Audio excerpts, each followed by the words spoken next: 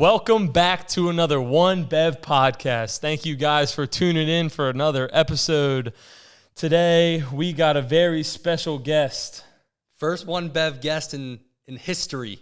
His name is Jeremiah Dadeboe. Yes, I am sir. your host, Josh Stewart, with my co-host, Jake Radick, and we are going to cut it up today with Jeremiah Dadeboe, a.k.a. Jerry Dadeboe. He is a graduate from Buffalo University, and we're going to let Jerry speak on a few things today. But before we dive into that, the main event, ladies and gentlemen, the reason we tune in week after week after week, what is the beverage of the day? Today's beverage of the day, here we go. We're talking Pure Leaf Sweet Tea. Let's crack them open, boys. We're a little ASMR, ready? That's what we'd like to hear. First sip down the hatch. Ready? Whew. Initial thoughts. You know it's good when you look at it after you sip it. Nah, dude, they're not lying. That's some sweet tea. That's funny. I'll let you guys go in on the beverage first. I got, for me, ironically, we start this podcast called One Bev because I don't drink anything other than water. So for me, it's sweet.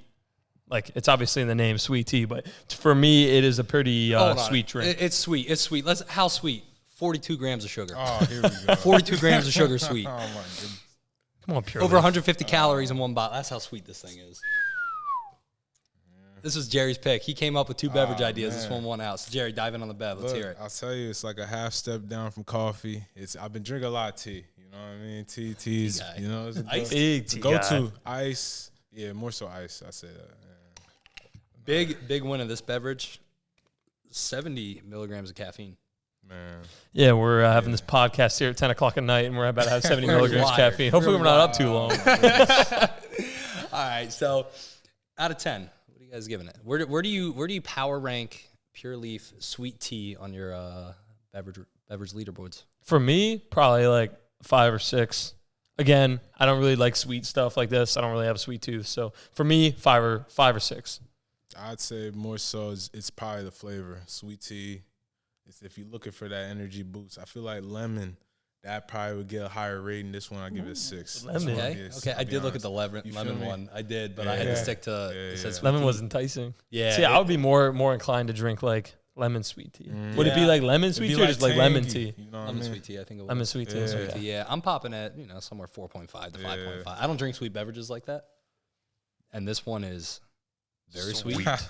She's sweet. She's sweet. But for those of you male or females who ever like sweet beverages, Pure Leaf might be the way to go for you. Yeah. Yeah, I agree. If you're a sweet beverage person, if you are a sweet beverage person, this one's good.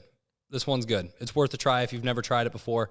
Pure Leaf Sweet Tea. Definitely sponsor the show. We would be honored to have you as a sponsor. Sir. Now, with that out of the way, Diving into today's topic, here we go. we're going to discuss a couple things. One will be regards to Jerry's journey through football, to the end of football, through some of our journeys through high school, through college, and then one of the main topics we would like to talk about today is preparing yourself for the post-graduation depression. Hey, yo, Whoa, real whoa, talk. whoa. What's the D word you're throwing around there? I know, okay, maybe not depression, but Come on now. come on, post-graduation is pretty tough Pretty tough. for a lot of people. I was loving life straight out the jump. Oh, see, man, I had a rough time right after Did you? graduation. Oh, man. I wouldn't say never depressed, but like definitely a rough time as in like, It's an adjustment for sure. oh, yeah, It's an huge adjustment adjustment. for sure. Now, before we dive too deep into that rabbit hole, because that's a rabbit hole we could spend a whole show on. Oh, yeah. Jerry, tell the people a little bit about your athletic background. Feel free to dive into how early you got started, what the goals, ambitions were, how far you took the journey. Yeah, I mean, so I'll be honest. I really grew up just really athletic. But the thing is, I Man didn't can really jump. start. Nah. I'm going to cut you off. I didn't even know Jerry in high school. At Bro, I'm volleyball crying. tournaments, he was Nah. Jerry. No. He was Jerry. Nah. He was Everyone like knew Kobe Jerry. or But time LeBron. out, He was bro. a one-name human being. That is Jerry. That man could jump. goodness. His nose Slow. broke the roof one day. Never seen a man jump so high. Yeah, the concussions are real, you know. No, I'm playing. He's all but, conked up. Nah, but yeah, no, I didn't really play crazy amount of sports. Like I didn't start playing until like 7th grade, right? And then I was probably like maybe football, right? Track was natural. That was fun. But like I'm saying, as I was growing up, I ain't really, care for it. My parents were more so like academics.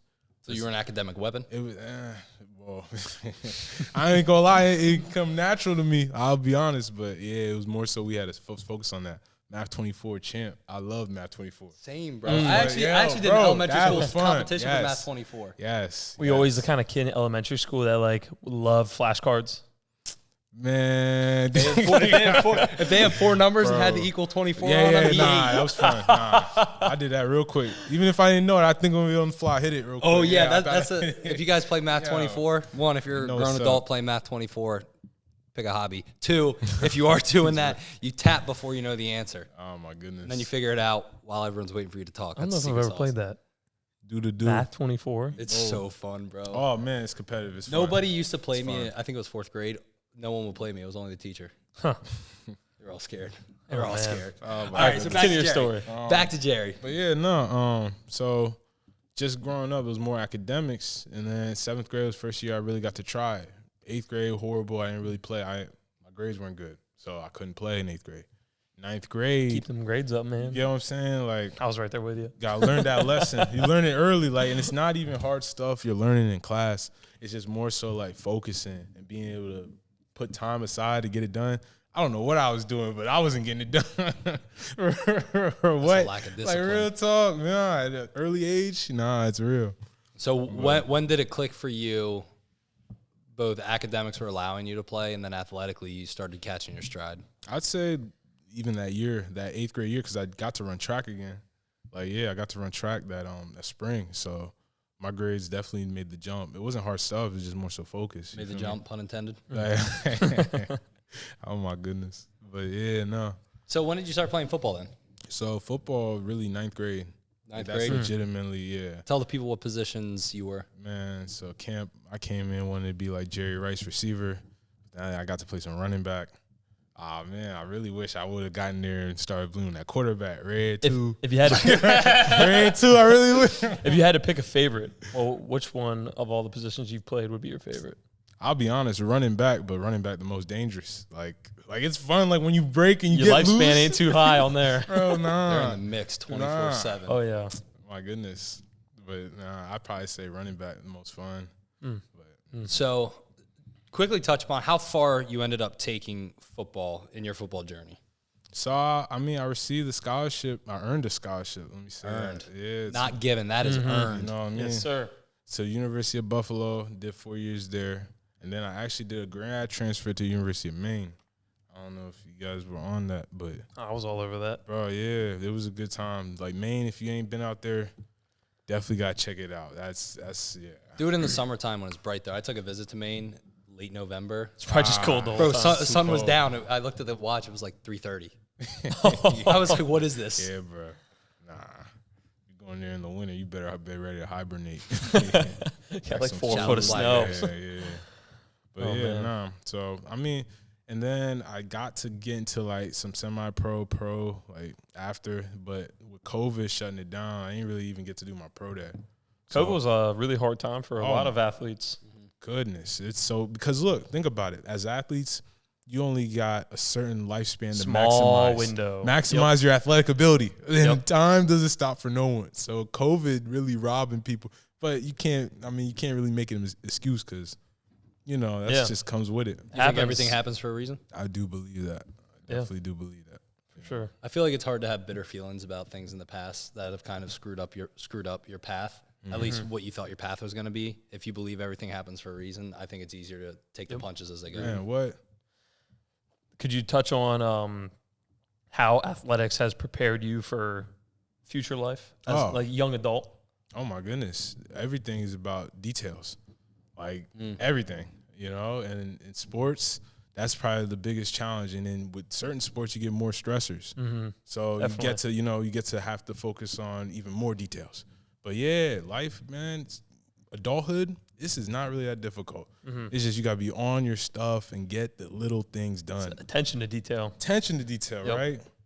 And I feel like a lot of your sports also boils down to like your coaches. Yeah, that too. Yep. How far Accountability. you get developed also boils down to your coaches. Yeah. It comes down to work ethic too, but I feel like coaches can be a very limiting factor or a very push you to success factor. Right.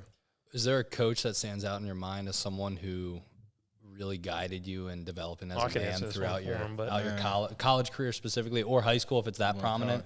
But is there a coach that really leveled you up as an individual more so than anybody else? Look, it's not even hard, man. I'll tell you. And it's sad to say, he just recently passed away. Like R.I.P. I can't speak too much, but yeah, man, volleyball coach in high school, man, it changed my life, man, for real. Just the way he carried himself, the way that he conducted, took the time to really break down things and really he was a good man to a lot of people in the community. Oh my goodness! So, what are your biggest takeaways? Could you say his name, Jerry? I don't. That's fair enough. Understandable. For those of you who know, no.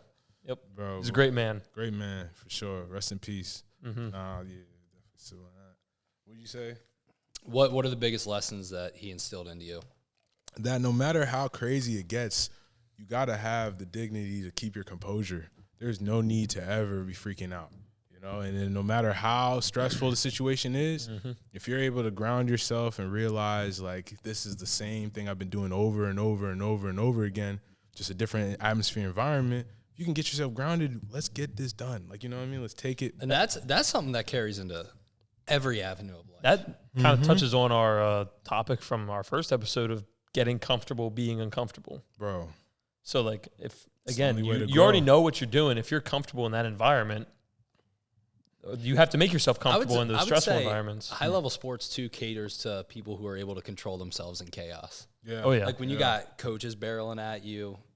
Players barreling at you. Parents. Everything's just going south. You're at a practice or a conditioning where everything's just absolutely bonkers. Nothing's going right. Still having to know how to say, oh, my goodness. I know what I can do. Ground yourself a little bit, whether that's sports related directly, whether that's in a relationship, not blowing your top on your girl just because she did something little. That's what she said. Huh? Nothing. Or even in business, the business field, when things are going wrong and you just have to solve the problem and figure it out. Yeah. No, I ain't got all the answers, but I bet the answer is somewhere out there. Yeah. Come on, let's find it. It's a tough one.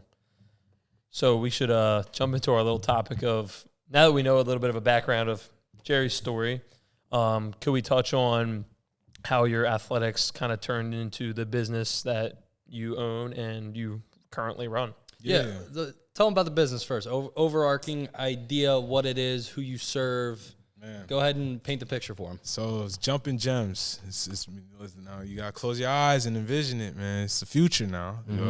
We're gonna imagine amateurs and the kids, to be able to have accessories to play the game we love. You feel me? And affordable accessories. Because not everybody can afford what it comes down to playing a lot of sports. Travel sports are expensive. Equipment is, for many sports, really, really expensive. Come on now. Travel sport prices are through the roof now. Bro. Oh, yeah. Through the roof. Travel volleyball? Volleyball? That's crazy, too, because you don't need anything more than you need for pickup basketball for volleyball. Yep. You just need a pair of shoes. That's it. Just standing out, you feel me? And think about it. At the same time, sometimes you get a good deal on something, but it's not the right color. Mm-hmm. So it's mismatched, you feel me? Mm-hmm. So, I'm pretty much working this business to spread this to the youth and allow them to have the swag they need to get out there and play. If it's swag that's going to make them play the great game, let's make it happen. Because we all know the saying. Come on, bro. Look good. Come on, bro. Feel good. Come on, play bro. good. Play good. That shouldn't discriminate. That's real talk. That should not discriminate to people. No, sir. Come on, man. So tell me about some of your product line. So right now I got socks out. I got gloves. What type of gloves? So football gloves, receiving gloves. Gonna get into golf gloves. You know what I mean? Oh, wow. Yeah. Okay. You know what I'm saying? And these all custom gloves? It's custom, but it needs more so to be like a team environment. But golf might be a different niche, so I might be able to make, because you only need one glove, right? Yeah, one glove. Yeah, so right hand for left-handed people and left hand for righties. So a standard Gems glove, you know what I mean? That's. So tell the people why Jumping Gems? Why not buy just a different type of sock, different type of glove? Why you? Well, because if you supporting me, that means you believe in me. And let me tell you something. I know where I'm gonna be 10 years from now. You feel me? Just in my head mentally, me working there. You want to support, I'm telling you, because it's going to come back to you tenfold. I take time and appreciate and have gratitude for anyone who supports me. So pretty much, if you're going with me, that means you're supporting me in my future. That's all I said. If you don't, that's fine too. Ain't nobody mad. Mission-based business right there. They always say when you're up on stage, pay attention to those who clap for you. Come on. Mm-hmm. Hey, we'll cheers to that. We'll cheers to that. that. Jerry's having a blast right now. Yeah, He hasn't taken any sips from that He bev took yet. an ASMR sip. Yeah. He's having a grand old time. Yeah, I'm like, Wow. Savor because I know we got that like 20, 30-minute time window. So chug it at the end. Scared of the caffeine. You know? yeah, you can go sleep I'll tonight. do He's got a big quick interview chug. tomorrow. Just let me know the last one. I'll be ready. Straight down the hatch. Jerry, talk to the people about how the idea came to fruition, and then your journey from the idea stage to the first steps of truly executing on a business idea. Because how many people do we know say, I'm thinking about doing this business, this is an idea I've had, I think this is something that can really take off, and then they just do nothing about it. So speak to them about how the idea came about and then what the execution steps look like. I would say a lot of people do get stuck in that beginning phase of the thought process. Everyone always wants to be like, oh, I have this idea, but no one ever like acts upon it. So It's useless without action. it is pretty awesome to see like another fellow business owner that says he acted upon it during a very tough time in life and a very successful time for a lot of people. All right.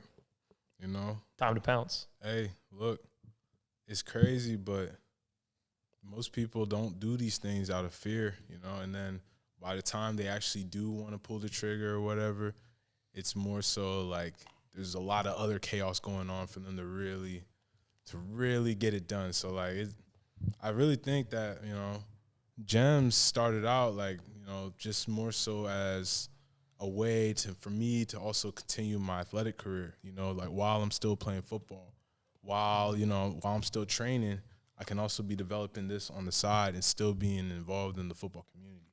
You get what I'm saying? Because gloves, anyone can wear gloves. Like, you know, when you're training, you're working out, man, that whole workout is pretty much like, it could be an advertising, you know what I mean? Like any small thing, like it's just something flashy, socks. Everyone wears socks. Yeah. You know what I mean? It's not, and the thing is, you don't go after crazy, crazy flashy things. You got to go after the simple things that people use on a day-to-day basis. That's something you need. You feel me? Because you think about it, most people don't wear more than just a Nike swoosh on their socks. Come on. And that Gems logo, man, it's nice and simplistic. Come on. Goes hard. Come on. This is the part of the clip we throw the logo up. Oh my goodness! Yeah. Right. JEMS. Right Yeah. Right there. Josh, can you do that? I can do that. Oh yeah, throw it on. So you mentioned that it was a way for you to stay active in the community while you were playing football. Now that you're done with your playing career, how has your perception of the business itself changed? So it's more so like I'm under the mindset and the impression that like it's like a baby to me, man. And like let me get this thing rolling. Like let's get this thing going. But let's do this the right way. I want to do this for the love of it. You know what I mean? Like I truly do love jumping gems. Like it's really like my son or my daughter. Like your baby. It really is. Yeah. No, and you really do get, oh my goodness, you really do get emotionally, attached to your own business. You get what I'm saying? Yeah. Because nobody started that other than you. Right. Like that's your baby. Like you made something out of nothing. You know what I mean? It starts as an idea. The coolest part of starting a business, creating something out of nothing. Like One Bev, man. One Bev. Can't beat it. One Bev podcast. It was an idea until execution. But the thing is, though, it's definitely not where I'd want it to be, and that's where I'm working towards it. You know, like I'm doing this the right way. Anyone that knows me and sees like what I've been able to do like in the past, just be patient. Like life is a long game. You ain't gotta. We live in a world of instant gratification too. We definitely live in a world where like people are like, "Oh, my business didn't work." Come on. 2 weeks later, like, what? Like, no, you can't. Nah. You can't be living in a life where it's like, "Oh, my podcast didn't blow up in 2 weeks. What is wrong?" Because everyone's so used to these like TikTok things, these Instagram things, Facebook, YouTube, whatever, where like you might, I don't know, like hit the lottery on the algorithm where you get 1 million views right away. Or yeah, but there's also the people who forget sometimes it takes 10 years to be an overnight success. Exactly. You never know when your moment's going to be. Bro, real talk. You present that opportunity. You got to stay ready. So back to the original topic Josh brought up earlier. Thinking back about your athletic career, now as you're growing Jumpin' Gems, what lessons from your athletic career are you seeing that has helped prepare you the most for the endeavors that you're taking on now? Like in terms of like my work, or are you talking about Jumpin' Gems, or are you talking Work, about Jumpin' Gems, all the everything? above. How it's prepared you for all of that. Yeah, athletics, the lessons that have really prepared you and fortified you to be able to take I'm anything telling on. you, man, like, look, the chaos that you would go through in sport. Like, bro, waking up, we sometimes would have to wake up at 5 a.m., you know what I mean, and do these workouts and stuff like that. So, man, waking up is nothing to me. Corporate world, you got to be up like probably 6. You know what I mean? Almost every day, probably. That's nothing, all right? Got to be able to work without watching the clock. Bro, what? And then, you know, you got to be on time. Always we're on time. Classes, you know, practices. Oh, my goodness. I wish you would come to a practice late. You know what I mean? Like, you know We just talked about that I wish last you would. episode. I really do wish you, like, you know what I mean? Like, going to work, it's no different. Like, you really already in that militant mode. And it's crazy. You don't got to do nothing physical. Now it's like a mental warfare going on in the workplace. Like, it's real talk. There's real wars going in there. Yep. So, For sure. nah, man, sports, like, you get to play a game while you're working out, pretty much. Like, that's the way I see it. So, like, in the workplace, you're playing a game, but you don't really got to exhaust that much energy. We could take our last couple of moments on speaking about everyone's experience from how athletics kind of led into their post-graduation life, whether it's high school graduation and you were an athlete in high school, or college graduation, you were an athlete in college. So if you want to start it off, Jake, go ahead. So I'll give some context. My football career, first 2 seasons, freshman, sophomore in college, loved it, was all in. And in my sophomore year, I did a study abroad trip to Ireland. Screwed everything up for me. Everything That up sounds for so me. fun. It was so fun, man. It was so fun. I came back. Because it screwed you because you became addicted. You were I addicted to Ireland. Dude, then. I came back and football just wasn't cool to me. Uh-huh. Like my childhood dream. That Life I was was cool to you actively after living that. out. I came back and I was like, this is all I'm doing. Throwing a ball around. And thankfully, there was a girl I dated in college. I was telling her about this. And she texted me randomly like 2 days later. Like, hey, I've been thinking about that a lot. You owe it to your 7-year-old self, your 8-year-old self, whose dream it was to play college football, to actively give more to what you have going on right now. And thankfully she said that because that changed my perception of it. And I was actively emotionally giving more to the sport. But once football was over, I went out west, man. I went to Yellowstone. I worked as a cafeteria lady for 3 months, man. I had the chef's hat on. I was giving people portions that they hated. They being the managers, man. Bro. I was hooking people sloppy up. joes. Oh, yeah. I was right on the plate. No, man, that was cool. So I kind of detached. And then when I went into sales, it was the competitive environment again. And it was just instantly, I will outwork every single one of you because you do not have the type of mental toughness I have. It's good to hear. They did not either. Like every single activity number, I was up top. That's what we love to hear, though. Because Bona fide. we're Grade A not on that There L was- list. And there was days, never. and there was days that you said, like, you know, it was crazy. Like, there was days where you had that adversity, where it wasn't really, you know what I mean, but you found a way. Yeah, and it's like, well, think about going to a practice or lift you don't feel like going. You know? What's the alternative? Go. There is none. The alternative is you show up on You time, have you to do your go. work. So even now in the professional world, They don't know me, son. Oh, my there's goodness. days where I'm like, damn, I don't feel like doing this. Yeah. But this is what I have to do, so I'm going to give it my all, and I'm going to make it happen. Because that is who I am. That is the identity I part of it, choose to put on day in, day out. I'm going to show up. I'm going to do my work, whether I want to or not. That's what I'm saying. You build that in sports. You do. You start Yeah. figuring it out. A little bit of my experience. My experience was kind of rough, to be honest with you. So I feel like everything in life, so as an athlete, all you know is like work. And it is kind of instant gratification to a sense where you know you put in all those effort and then boom, you win a game. Boom, you win a game. It's a Boom, you tighter win a feedback game. loop. Yeah, it's definitely tighter feedback. And what I really struggled with was when I was working, it was like I was struggling to find like what I was working for. Because I was like, okay, yeah, am I working for this paycheck? Am I working for, like, where am I moving? Like, am I going to move up 5 years from now if I work really hard? Like, That's a realization people don't want to hear. yeah, like, it's like, okay, you're not going to be a CEO tomorrow. Like, that's really hard stuff to know because it's like, it doesn't really, as much as it matters how hard you work, it gets hindered by your age too in the corporate world, unfortunately. I hate to say it, but definitely does. But anyways, my experience with post-graduation was, it was kind of tough because it's like you walk out your dorm, you have friends immediately. You need a friend, you need help with something, you go knock on your buddy's door. You, hey, I'm going to go hit a lift. You got a homie. Like, you're going to go to class. Life gives you friends in college. Yeah. Oh, yeah. Life completely gives you friends in college. Man, or community. Yeah. Or you go to class, and once you're in class, you go through the whole, whatever, like the learning process, or you're getting taught whatever. Say you're in English class, whatever. And you come back to your dorm and you have a good time. Like, you're always doing something. Something's always there. Versus no one really, you have the downtime too, but no one really teaches you for after graduation. It's like, there's like tons of responsibilities now. Slap in the face. Oh, yeah. And there's not like a community of friends to just hang out with all the time. Yeah, no. It's like, I can't walk out my door and there's a friend unless you have a roommate.